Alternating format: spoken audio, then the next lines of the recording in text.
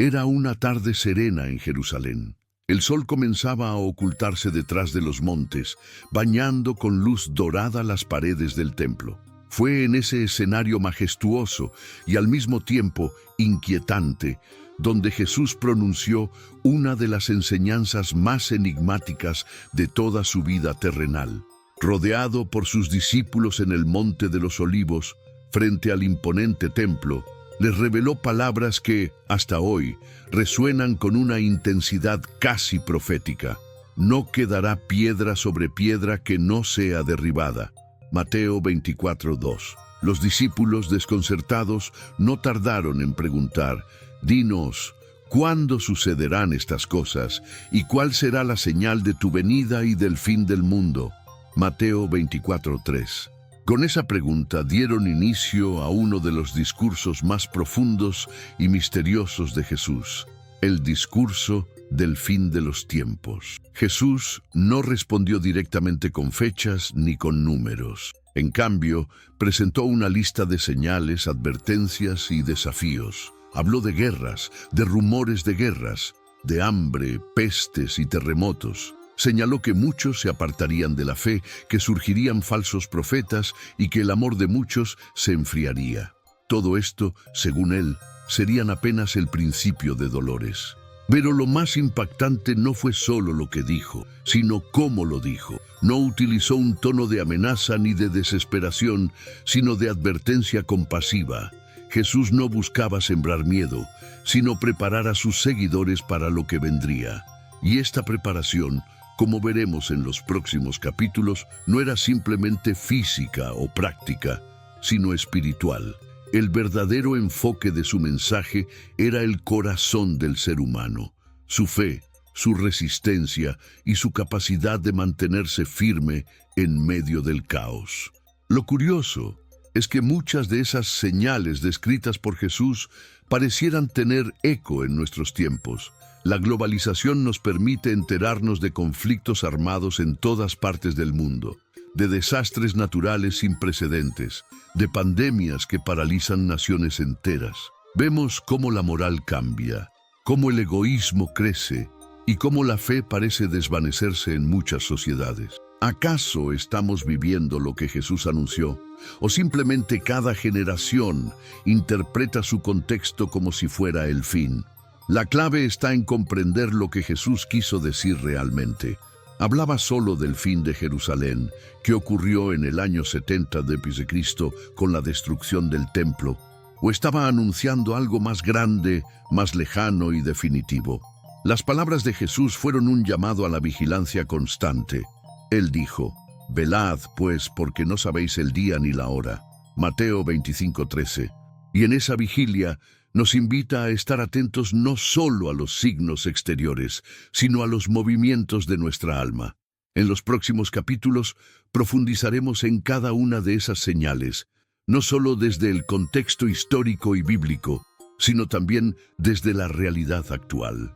Porque quizás, sin saberlo, estemos más cerca del cumplimiento final de aquella profecía pronunciada en el silencio sagrado del Monte de los Olivos. Tras anunciar que el fin vendría acompañado de señales visibles, Jesús comenzó a describir una serie de eventos que dejarían huella en la historia.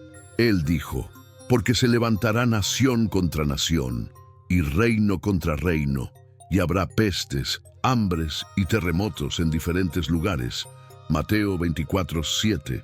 Estas palabras, aunque pronunciadas hace más de 2000 años, parecen tener un eco inquietante en los titulares que hoy llenan nuestras pantallas.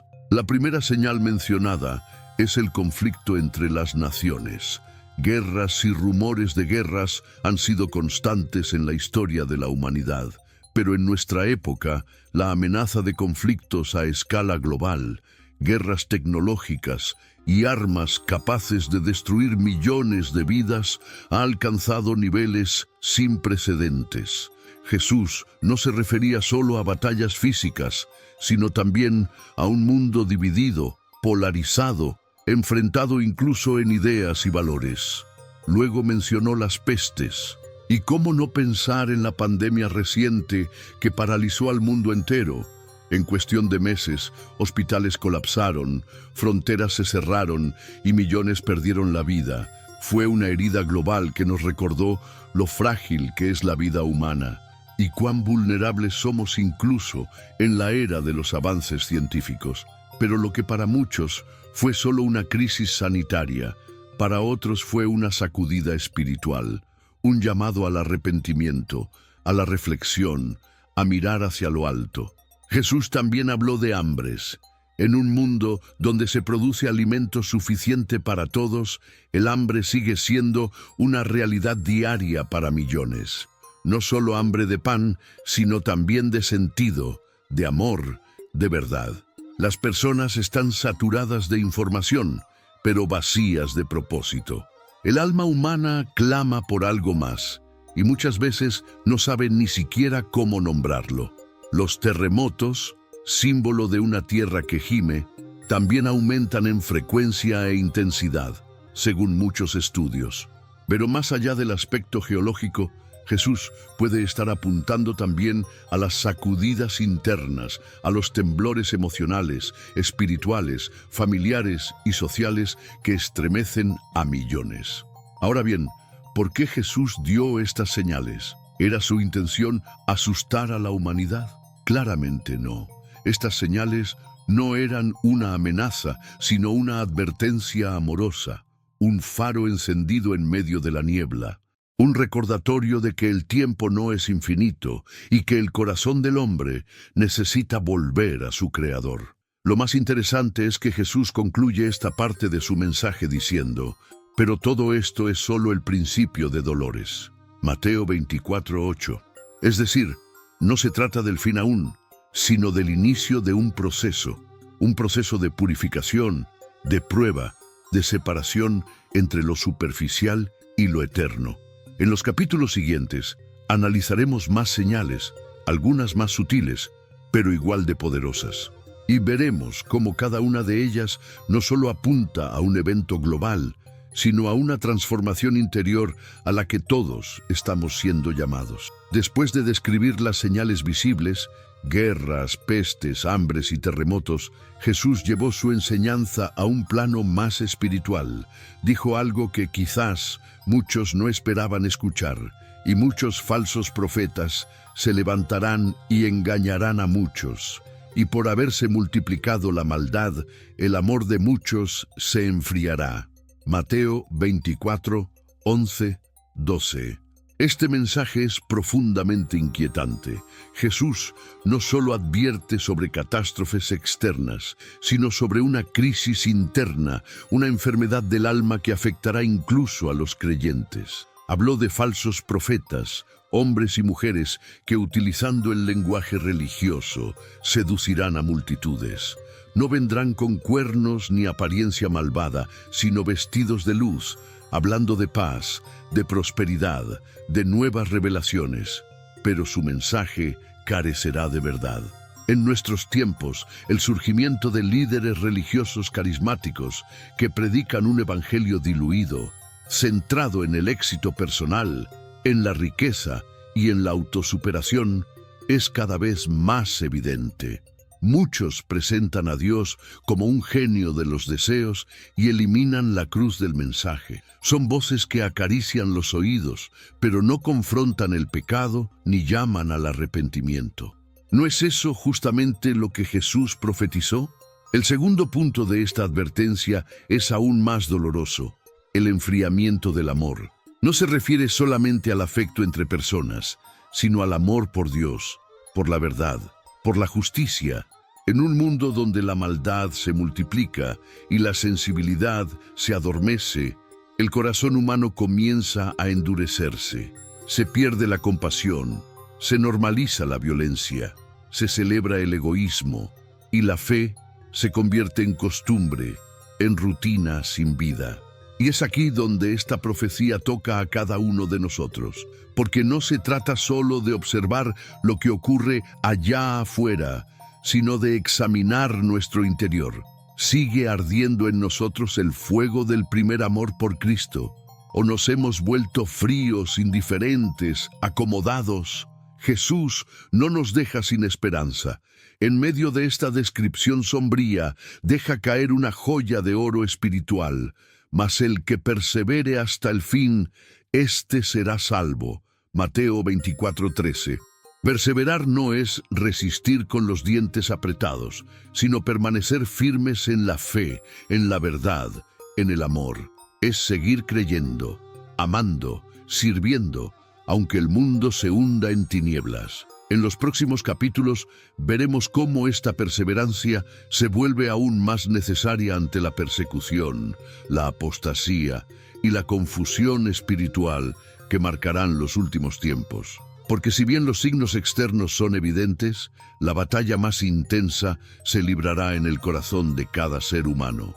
Luego de advertir sobre los falsos profetas y el enfriamiento del amor, Jesús lleva su profecía a un terreno aún más delicado y desafiante, la persecución a los que creen.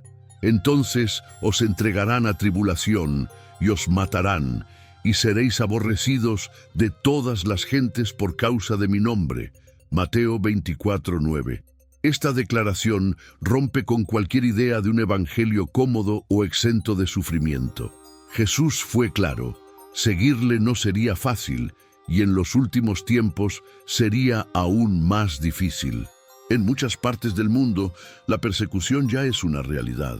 Cristianos son encarcelados, desplazados, humillados y hasta asesinados simplemente por profesar su fe. Pero incluso en lugares donde no hay violencia física, existe una persecución sutil, burla, exclusión, cancelación social. Se ridiculiza la fe, se desacredita la Biblia, se caricaturiza a los creyentes como fanáticos o retrógrados. Todo esto encaja con la advertencia de Jesús. Sin embargo, Él nunca prometió un camino libre de espinas, sino una victoria segura al final del trayecto. La persecución, en la visión del reino de Dios, no es castigo ni fracaso, sino una oportunidad de testimonio. Cada lágrima derramada por amor a Cristo tiene valor eterno. Cada rechazo por causa de su nombre se transforma en gloria. Jesús mismo dijo, «Bienaventurados los que padecen persecución por causa de la justicia, porque de ellos es el reino de los cielos». Mateo 5:10. Esta bienaventuranza es un escudo espiritual para los que enfrentan dificultades hoy y una preparación para los que aún no las han vivido, porque en los últimos días, según la profecía, nadie podrá mantenerse neutral. Habrá una separación entre luz y tinieblas, entre fidelidad y apostasía, y es aquí donde la persecución se convierte en una herramienta de purificación. Quita las máscaras, prueba los corazones, refina la fe como el fuego refina el oro. Muchos que solo seguían a Jesús por conveniencia se apartarán, pero los que realmente le aman se mantendrán firmes, aunque cueste todo. Esto nos lleva a una pregunta personal. ¿Estamos dispuestos a pagar el precio de seguir a Cristo? ¿Estamos preparados para ser malinterpretados, marginados o incluso perseguidos por defender lo que es justo y verdadero? En los próximos capítulos hablaremos sobre otra de las grandes señales, la expansión del Evangelio a todas las naciones. Porque mientras la oscuridad crece, la luz también se extiende. El mensaje de salvación no se detiene, y la persecución, lejos de apagarlo, lo enciende con más fuerza. La historia ha demostrado que cuanto más se intenta callar el mensaje de Cristo, más fuerte resuena. En medio del panorama de guerras, engaños, frialdad espiritual y persecución, Jesús pronunció una promesa extraordinaria. Y será predicado este evangelio del reino en todo el mundo, para testimonio a todas las naciones, y entonces vendrá el fin. Mateo 24:14. Esta frase no es solo una profecía, es un mandato y una esperanza. Mientras el mundo se oscurece, la luz del Evangelio sigue avanzando, rompiendo barreras culturales, geográficas y lingüísticas. Desde aquel momento en que Jesús la pronunció en el Monte de los Olivos, sus palabras comenzaron a cumplirse. Primero con los apóstoles, que llevaron el mensaje desde Jerusalén hasta los confines del Imperio Romano. Luego, con generaciones de misioneros que cruzaron océanos, selvas, desiertos y cordilleras para anunciar que Jesús es el Señor. Y hoy, con la tecnología, las redes sociales y las traducciones bíblicas digitales, el mensaje está más cerca que nunca de cada rincón del planeta. Pero no se trata solo de presencia geográfica. El Evangelio debe ser testimonio, es decir, no solo información, sino transformación. No basta con que una nación haya oído hablar de Cristo. El mensaje debe ser anunciado con verdad, con amor, con poder, como testimonio vivo de que Jesús cambia vidas. Este anuncio global no es solo una tarea humana, es también una obra del Espíritu Santo. Dios está movilizando personas, recursos y situaciones para que nadie quede sin escuchar. Incluso en los países donde el cristianismo está prohibido, hay testimonios de sueños, visiones y encuentros sobrenaturales que llevan a las personas a buscar la verdad. Este movimiento de evangelización es, a la vez, una gran oportunidad y una gran responsabilidad, porque Jesús fue claro: cuando el Evangelio haya sido predicado en todo el mundo, entonces vendrá el fin. No antes, no por los desastres naturales, ni por las guerras, ni por el colapso moral. El reloj profético está marcado por el avance de la buena noticia. Esto cambia por completo nuestra perspectiva. No somos meros observadores del fin de los tiempos. Somos protagonistas del plan divino. Cada vez que compartimos el mensaje de Jesús, cada vez que ayudamos a alguien a conocer la verdad, estamos acelerando el cumplimiento de esta profecía. También es una llamada urgente a actuar. Hay millones de personas que aún no han oído hablar del amor de Dios revelado en Jesucristo. Y hay otros tantos que lo han oído, pero aún no lo han comprendido. Este es el tiempo, este es el momento. La puerta sigue abierta, la oportunidad sigue viva. En los próximos capítulos veremos cómo Jesús habló no solo de señales visibles y externas, sino de un fenómeno aún más profundo: la gran tribulación. Un tiempo de angustia sin precedentes, pero también una etapa donde la fe verdadera brillará con más intensidad que nunca. Jesús no ocultó la gravedad del futuro que describía. Tras mencionar la expansión global del Evangelio, advirtió sobre un período que marcaría un antes y un después en la historia de la humanidad. Porque habrá entonces gran tribulación, cual no la ha habido desde el principio del mundo, hasta ahora ni la habrá. Mateo 24:21. Estas palabras no son simbólicas ni exageradas. Jesús habló de una etapa de sufrimiento real, intensa, universal. La gran tribulación no es simplemente una acumulación de crisis, sino un momento definido y concentrado de angustia. Según las Escrituras, será un tiempo en que el sistema del mundo, gobernado por el espíritu del anticristo, se volverá abiertamente hostil contra Dios y sus hijos. Se tratará de una persecución sin precedentes, pero también de una gran separación entre los verdaderos creyentes y los que solo aparentaban fe. Será una etapa en la que se pondrá a prueba la fidelidad de cada uno. El compromiso con Cristo ya no será cómodo ni aceptado socialmente. Será una decisión radical, de vida o muerte, de verdad o mentira. Muchos se apartarán, muchos traicionarán, pero también muchos se afirmarán como nunca antes. El fuego de la tribulación no solo quemará, sino que purificará. Pero no debemos mirar este tiempo con pánico. Jesús no lo mencionó para provocar terror, sino para preparar el alma.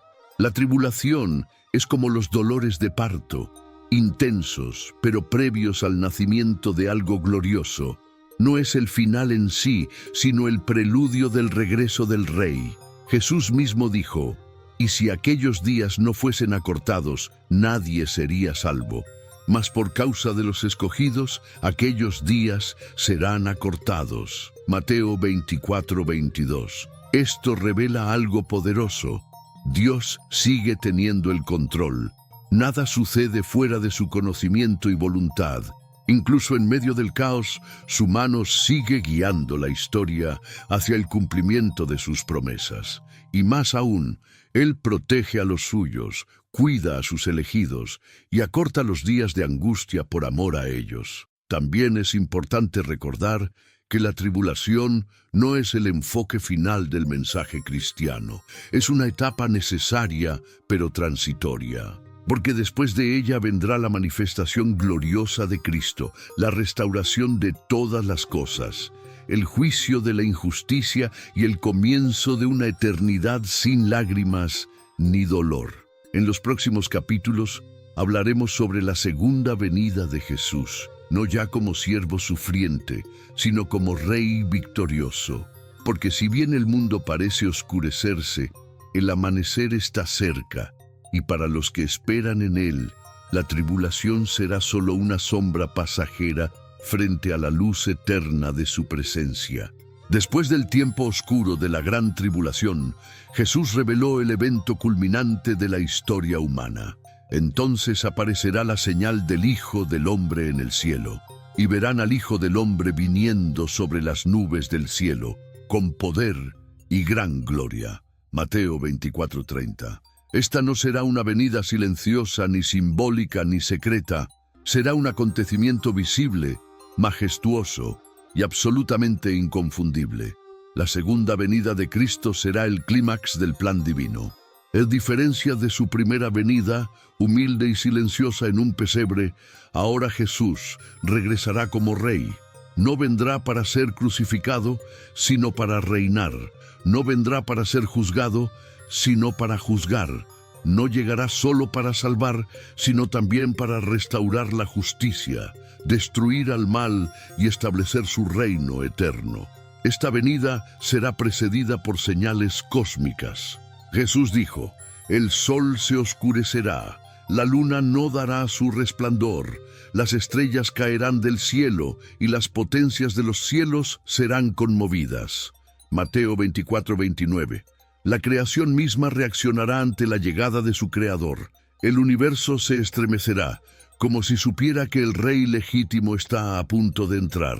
Pero lo más impactante será la manifestación de su gloria. Todo ojo lo verá. Los pueblos, las naciones, los ricos y pobres, los que creyeron y los que dudaron. No habrá escondite ni neutralidad. Será un momento de revelación absoluta. Para algunos será el encuentro con su Salvador. Para otros será el descubrimiento de que rechazaron la verdad por tanto tiempo. Jesús también declaró que enviará a sus ángeles con gran voz de trompeta y reunirán a sus escogidos de los cuatro vientos. Mateo 24:31. Es decir, los que perseveraron, los que guardaron la fe, los que amaron su venida serán reunidos y glorificados. Las lágrimas serán secadas. Las heridas serán sanadas y comenzará una nueva era, la eternidad junto a Él. Esta promesa no es un cuento mitológico, es la esperanza central del cristianismo. Todo lo que hacemos, predicamos y vivimos está orientado hacia ese día. La segunda venida de Cristo no es solo un evento profético, es una ancla para el alma. En medio de tanta confusión, incertidumbre y maldad, saber que Jesús volverá llena el corazón de aliento y propósito. En el próximo capítulo, veremos cómo Jesús nos enseñó a prepararnos para ese día, porque no basta con saber que Él viene. Debemos vivir como si pudiera venir en cualquier momento. Su venida será repentina, como un relámpago que cruza el cielo, y por eso debemos estar despiertos con las lámparas encendidas, listos para recibir al esposo que regresa por su amada. Después de anunciar su gloriosa venida, Jesús, como maestro sabio y compasivo, nos ofreció una parábola que resume la actitud que todo creyente debe tener ante su regreso. La parábola de las 10 vírgenes. Mateo 25:1-13. Es una historia sencilla, pero profundamente reveladora. En ella, Jesús no habla a los incrédulos, sino a los que esperan al esposo, a los que conocen la promesa, a los que se identifican como parte de su pueblo. La parábola describe a 10 vírgenes que tomaron sus lámparas y salieron a esperar al esposo. 5 de ellas eran prudentes y llevaron aceite adicional. Las otras 5 eran insensatas y no llevaron reserva.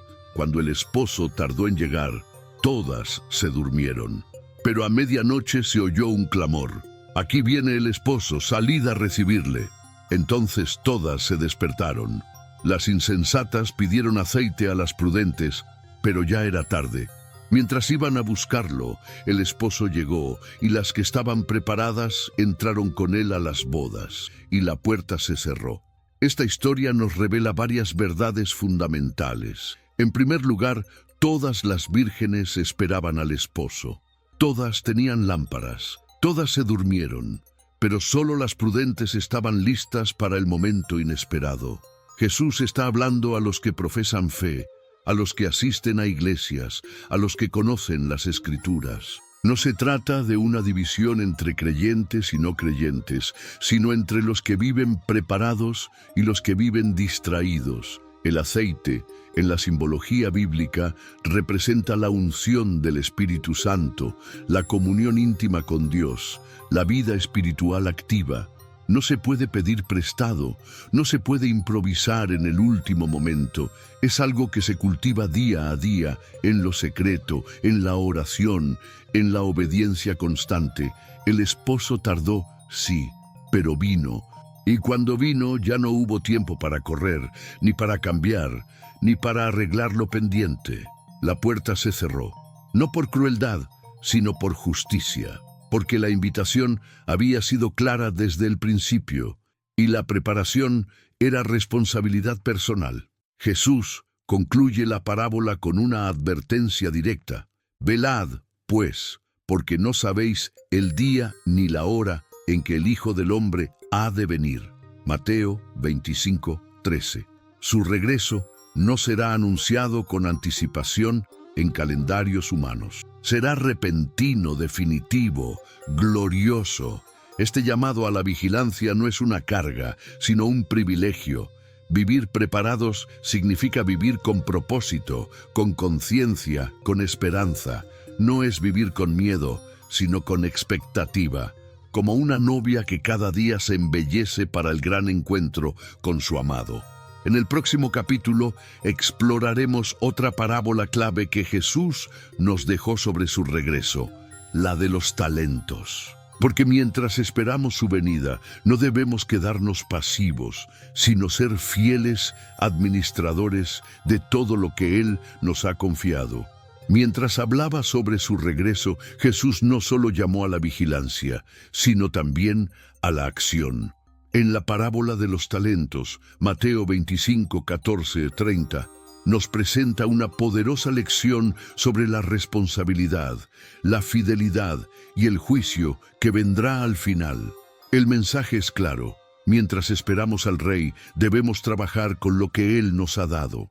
La historia comienza con un hombre que, antes de irse lejos, confía sus bienes a sus siervos. A uno le da 5 talentos, a otro 2 y a otro 1, según la capacidad de cada uno. Luego se marcha. El siervo que recibió 5 talentos los negocia y gana 5 más. El que recibió 2 hace lo mismo y gana 2 más. Pero el que recibió 1, por miedo, lo esconde en la tierra y no produce nada. Al regresar el Señor pide cuentas. Los 2 primeros reciben elogios. «Bien, buen siervo y fiel, sobre poco has sido fiel, sobre mucho te pondré, entra en el gozo de tu Señor». Pero el tercero es reprendido con dureza. Por su pasividad, su falta de fe y su visión distorsionada del amo, pierde hasta lo poco que tenía. Esta parábola nos enseña que Dios no busca perfección, sino fidelidad. No se trata de cuántos talentos hemos recibido, sino de qué hacemos con ellos. Todos hemos recibido algo: dones, tiempo, recursos, oportunidades. Y cada uno será responsable ante Dios por cómo los ha administrado. También nos muestra que la espera activa es parte del plan divino. Jesús no quiere que nos encerremos a orar hasta que Él regrese, sino que trabajemos, sirvamos, construyamos su reino en medio del mundo. El Evangelio no es solo un mensaje que se anuncia con palabras, sino también con obras. A través de nuestra fidelidad cotidiana, mostramos que pertenecemos al Señor. El siervo que enterró el talento representa a muchos que por miedo, por comodidad o por desconfianza, no hacen nada con lo que Dios les ha dado. Creen que basta con guardar su fe, pero olvidan que la fe verdadera siempre da fruto. Jesús no busca siervos que solo eviten el mal, sino que produzcan el bien. Además, esta parábola incluye una advertencia seria. Habrá un juicio. No todos entrarán en el gozo del Señor. Algunos quedarán fuera, no por falta de dones, sino por falta de fidelidad. El reino de Dios no es un juego, es una realidad eterna, y nuestras decisiones hoy tienen consecuencias para siempre.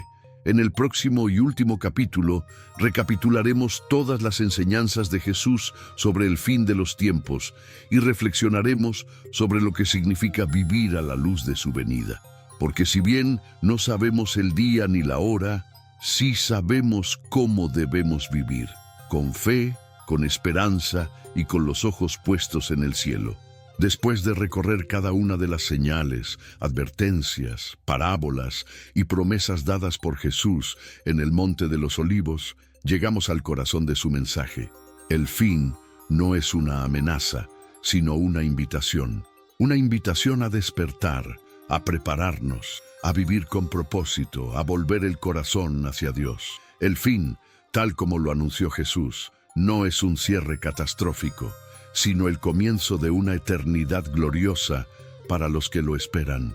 Vivimos tiempos inciertos, las noticias nos abruman. La maldad parece multiplicarse, el amor verdadero se enfría, la fe es desafiada, pero en medio de todo eso hay una esperanza firme, una roca que no se mueve.